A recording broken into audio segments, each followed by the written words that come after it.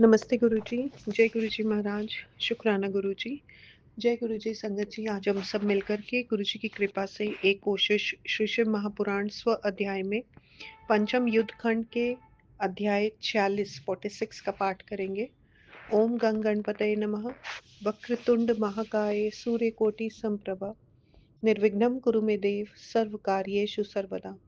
ओम नमः शिवाय। शिवजी सदा सहाय। ओम नमः शिवाय। गुरुजी सदा सहाय। जय गुरुजी। अथ षट्चत्वारिंशो अध्यायः। सनत्कुमार उवाच। तस्येड्डिगतज्ञश्च स दैत्यराजो गदां गृहीत्वा त्वरितः ससैन्यः कृतवाथ सोऽग्रे गिलनां ध्येयं सुदारुणं देववरैर्भेद्यं गुहामुखं प्राप्य महेश्वरस्य बिभेद शस्त्रैर्शनिप्रकाशैः अन्यो ततो वीरकमेव शस्त्रैर्वाकिर्च्छैलसुतां तथा अन्ये द्वारं हि केचिद्रुचिरं भभञ्जुः पुष्पाणि पत्राणि विनाशयेयुः फलानि मूलानि जलं च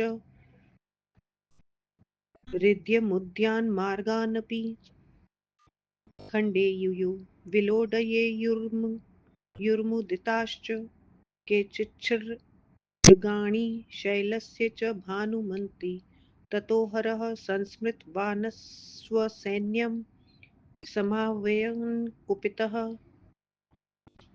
शूलपाणिः भूतानि चान्यानि सुदारुणानि देवांस सैन्यान्सह विष्णुमुख्यान् आहूतमात्रानुगणाः ससैन्याः आहूतमात्रानुगणाः ससैन्या रथैर्गजैर्वाजांसि वाजिवृषैश्च गोभिः उष्ट्रैः खरैः पक्षिवरैश्च सिंहैस्ते सर्वदेवाः सहभूतसङ्गैः व्याघ्रैर्मृगैः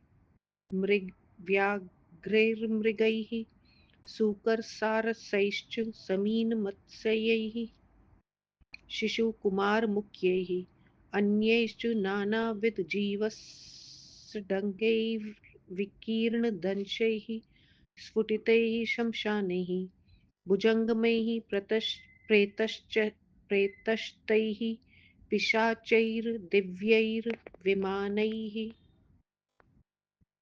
कमलाकरैश्च नदीनदैः पर्वतवाहनैश्च समागताः प्राञ्जलयः प्रणमय कपर्दिनं तस्थुर्दीनसत्त्वाः सेनापतिं वीरकमेव कृत्वा विसर्जयामास रणाय देवान् विश्रान्तवाहानथ तत्पिनाकी युद्धे स्थिरं लब्धजयं प्रधानं सम्प्रेषितास्ते तु महेश्वरेण चक्रुर्यु चक्रुर्युगान्तप्रतिमं च युद्धं मर्यादहीनं सगिलेन सर्वे दैत्येन्द्रसैन्येन सदैव घोरं क्रोधान्निर्घृणास्त्रिदशास्तु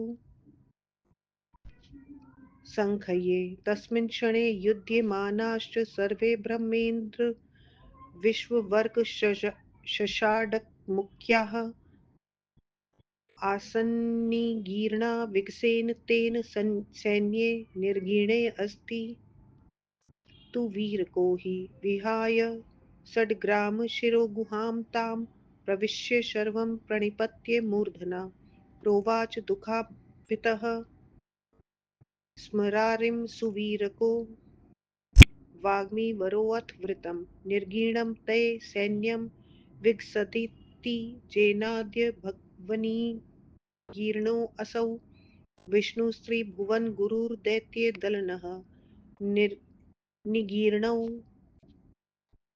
चन्द्रार्कौ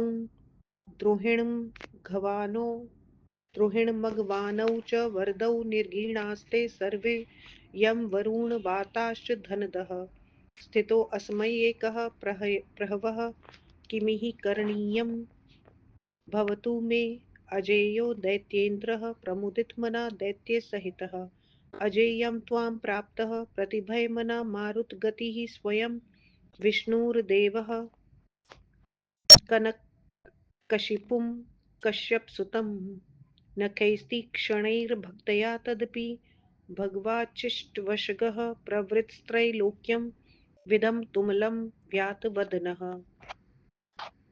वसिष्ठाद्यै शप्तो भुवनपतिभिः सप्तमुनिभिस्तथा भूते भूयस्त्वमिति सुचिरं दैत्यसहितः तत्स्तेनोकास्ते प्रणय वचनैरात्मनि हितैः कदास्माद्वै घोराद् भवति मम मोक्षो मुनिवरः यतः क्रुद्धे रक्तो विस्सरणाद्युत्समये ततो घोरैर्बाणैर्विदलितमुखे मुष्टिभिरलं वर्धयाख्यारण्ये ननु हरिगृहे पुण्यवस्तौ विसंस्तभयात्मानं विगतकलुषो यास्यसि परं तत्तेषां वाक्यात् प्रतिदिनमसौ दैत्यगिल्नः शुद्धार्थः सङ्ग्रामाद् भ्रमति पुनरामोदमुदितः तमश्चेदं घोरं जगदुदित्यो सूर्ये शशिनोर्यथा शुक्रस्तुभ्यं परं रिपुर्तयन्तविग्रहः हतान् दैत्यान् पुनर्मृतविद्यास्तुतिपदैः सवीर्यान् संहृष्टान् वृणशतवियुक्तान् प्रकृते वरं प्राणास्त्याज्यास्त्वमम तु षड्ग्रामसमये भवान् साक्षीभूतः क्षणमपि वृतः कार्यकारणे सनत्कुमार उवाच इतीदं सत्पुत्रात् प्रमथपतिराकर्ण्ये कुपितश्चरं ध्यात्वा चक्रे त्रिभुवनपतिः प्रागनुपमं प्रगायत्सामाख्यं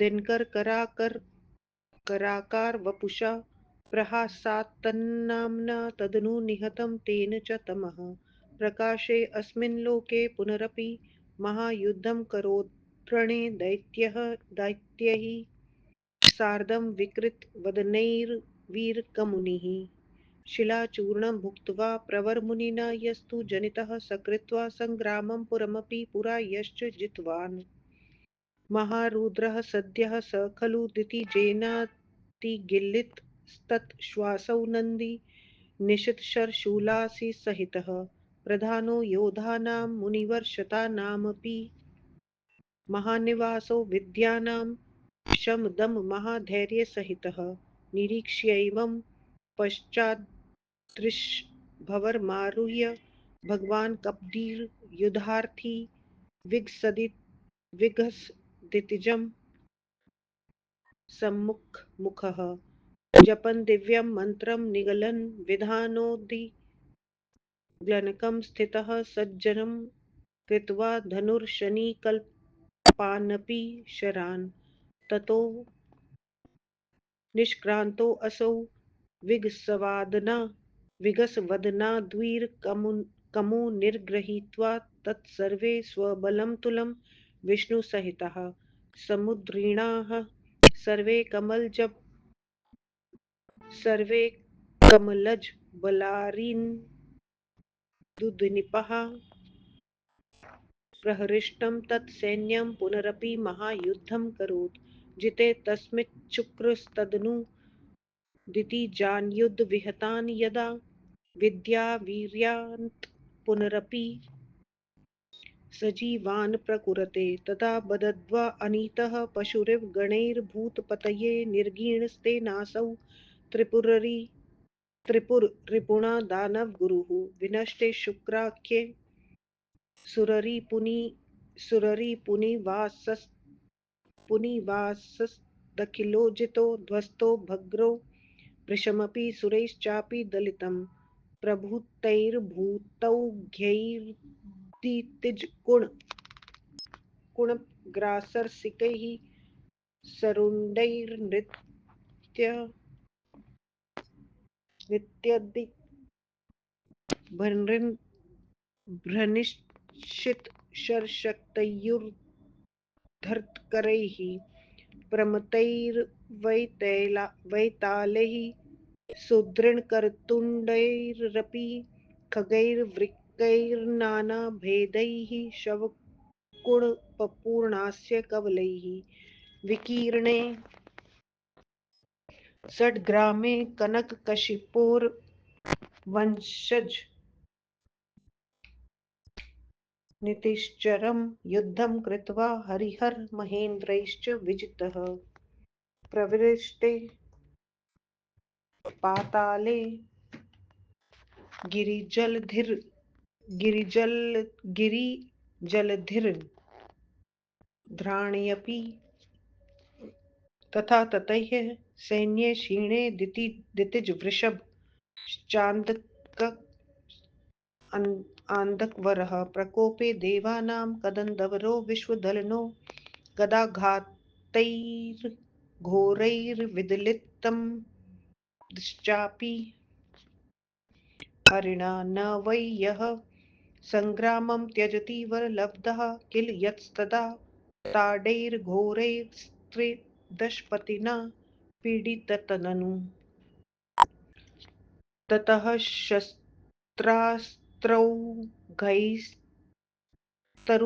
शस्त्रास्त्रौघैस्तरुगिरिजलैश्चाशु विबुधा जिज्ञायो चैर्जन्प्रमथपतिमाहूय शनकैः स्थितो युद्धं कुर्वन्नृण पतितशस्त्रैर्बहुविधैः परिक्षीणैः सर्वैस्तदनु गिरिजारुद्रमतुदत् तथा वृक्षैः सर्पैर्शनिनिवहैः शस्त्रपटलैर्विरूपैर्मायाभिः कपटरचना शम्बरशतैः विजेतुं शैलेशं कुहकं परं तत्र कृतवान् महासत्त्वो वीरस्त्रीपुररिपुतुल्यश्च मतिमान् न वध्यो देवानां वर्षतमनोन्मादविवशः प्रभूतैः शस्त्रास्त्रैः सपदि दितिजो जर्जरतनुः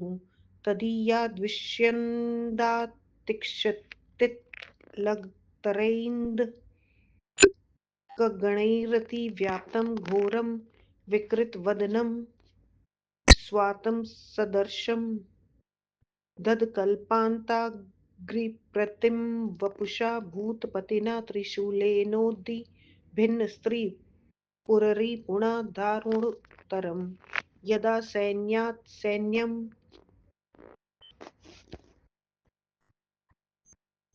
पशुपतिहतादन्यद्भवद् व्रणोत्तथैर्यक्षैर्युष्णैः पिशितनिस्त्रैर्बिन्दुभिरलं तदा विष्णुर्योगात् प्रमथपतिमाहूय मतिमान् चकारोग्रं रूपं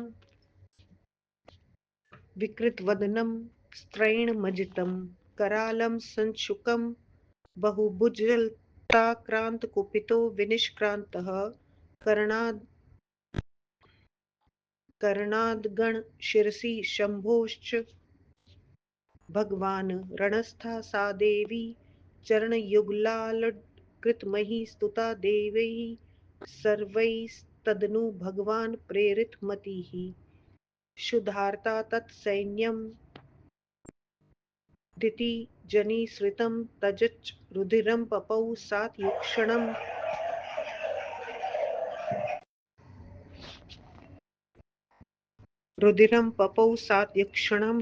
तद्रणशिरसि श्रीकर्दममलं तत्स्वेको दैत्यस्तदपि युयुधे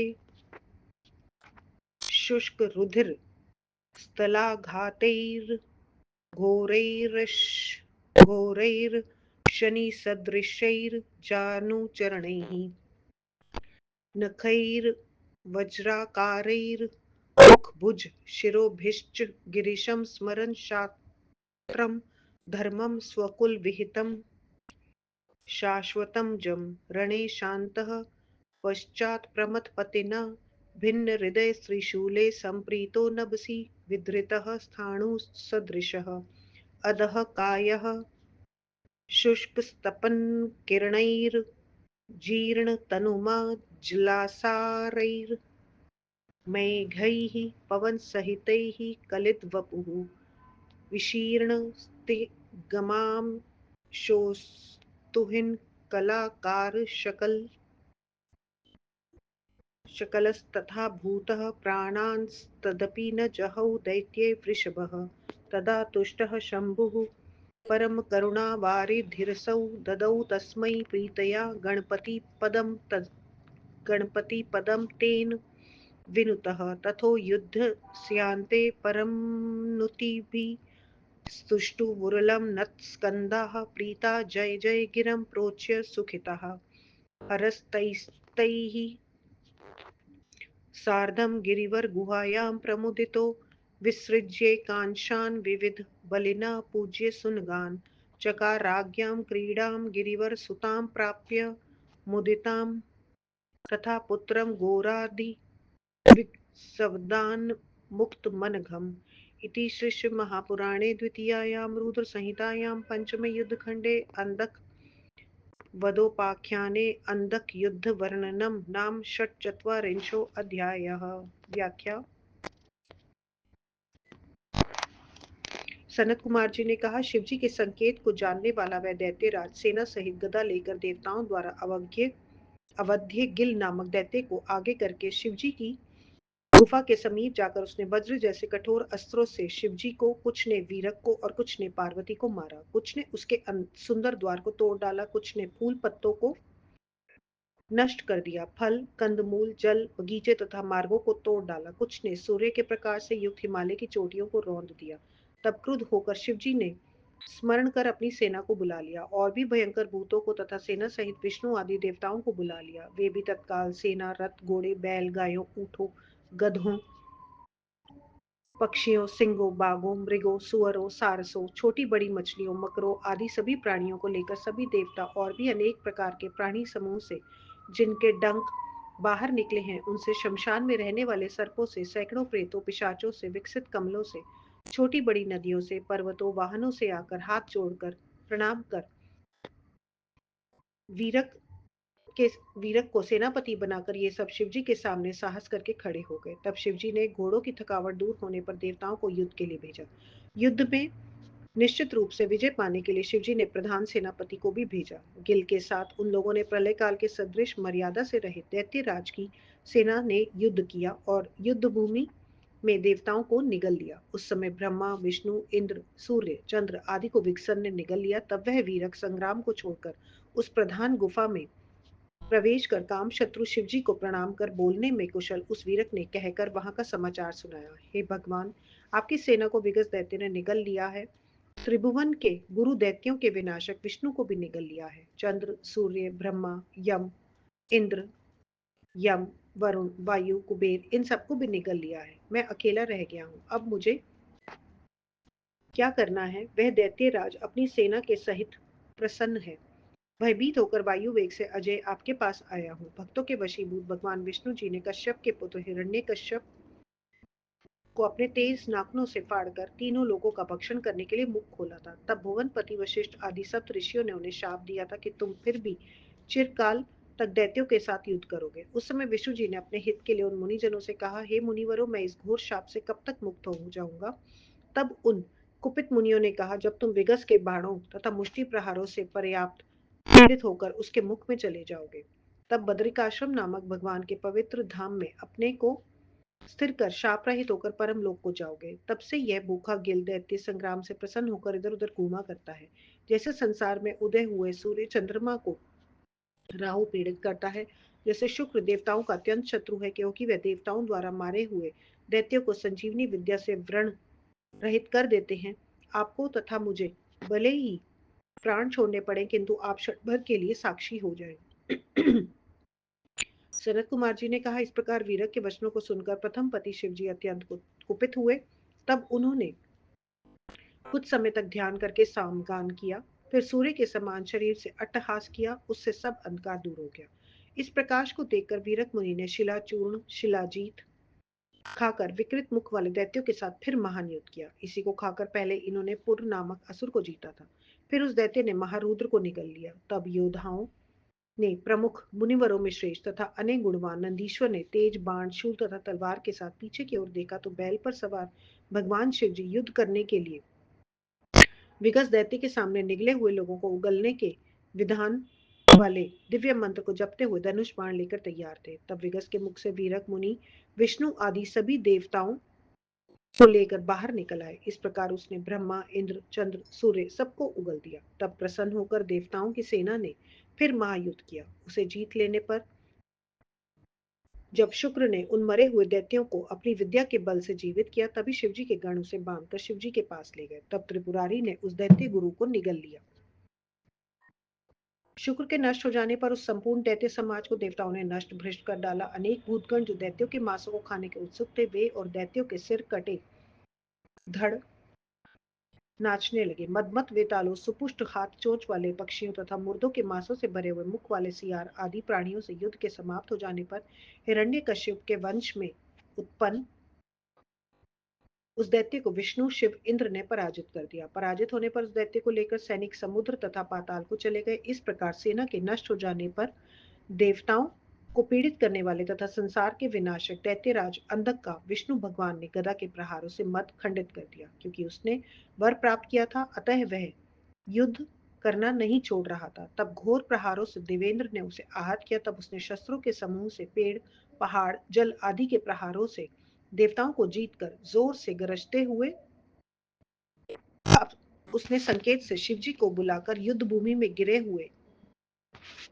अनेक प्रकार के शस्त्रों से युद्ध करता रहा। जब वे शस्त्र समाप्त हो गए, तब वह शिव पार्वती को वृक्षों सांपों वज्र के समान कठोर शस्त्रों से माया से सैकड़ों प्रकार के कपट व्यवहारों से वह महान शक्तिशाली त्रिपुरासुर के समान वीर बुद्धिमान सैकड़ों वरदानों के उन्माद से विवश होकर अनेक छल कपट करने पर भी अनेक शस्त्र अस्त्रों के प्रहार से उसका शरीर जीर्ण हो गया। उसकी माया से उस समय उसी के समान आकृति वाले अंधक गणों से पृथ्वी व्याप्त हो गई। तब त्रिपुरारी शिवजी ने प्रलय काल की अग्नि के समान रूप धारण कर उस दैत्य को त्रिशूल से आहत किया। जब शिवजी की सेना से मारे गए उसके सैनिकों के शरीरों से मांस सहित पर्याप्त रक्त बहने लगा, तब उस रक्त से भी अनेक दैत्य पैदा हुए।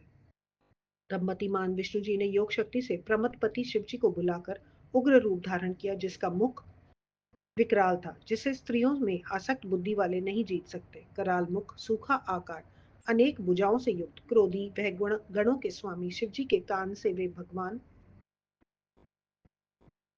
प्रकट हुए। देवी रूप धारण कर वह अपने चरण कमलों से भूतल को सुशोभित कर रही थी। सभी देवताओं ने उसकी स्तुति की। उसके बाद भगवान द्वारा प्रेरित बुद्धि वाली वह भूख के कारण दैत्य सेना के गरम गरम रक्त को पीने लगी। वहां रक्त से पर्याप्त कीचड़ हो गया था। रक्त के सूख जाने पर भी वह अकेला दैत्य वज्र के समान कठोर हाथ पैर टांग नाखून आदि से शिवजी पर प्रहार करता हुआ उन्हीं का स्मरण अपने क्षात्र धर्म के अनुसार कर रहा था। तब शिवजी ने युद्ध के शांत हो जाने पर उसकी छाती में त्रिशूल चुभाकर ठूंठ के समान उसे आकाश में लटका दिया। तब सूर्य की किरणों से उसका शरीर जीर्ण होकर सूखने लगा। हवा तथा वर्षा से उसका शरीर सड़ने लगा। सूर्य की किरणों से संतप्त हिमखंडों से खंडित होने पर भी उस दैत्यराज के प्राण नहीं निकले। तब परम दयालु शिव जी ने उसे प्रेम से गणपति पद दिया। तब युद्ध के समाप्त हो जाने पर त्रिभुवन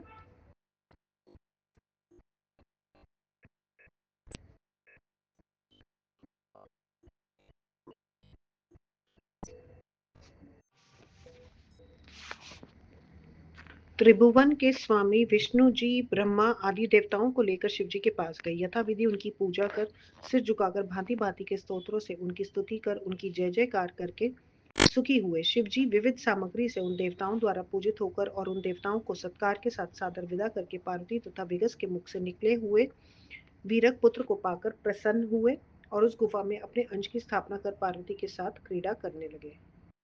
इस प्रकार परम माहेश्वर पंडित तारादत्त त्रिपाठी के पुत्र डॉक्टर ब्रह्मानंद त्रिपाठी द्वारा रचित शिवा टीका टिप्पणी आदि से समृद्ध शिव महापुराण में अंतक युद्ध वर्णन नामक 40वां अध्याय समाप्त। ओम नमः शिवाय। शिवजी सदा सहाय। ओम नमः शिवाय। गुरुजी सदा सहाय।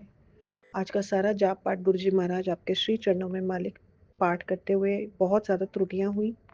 उसके लिए गुरुजी महाराज आपसे हाथ जोड़कर माफ़ी और संगत जी आपसे भी माफ़ी। जय गुरु जी, शुक्राना गुरु जी।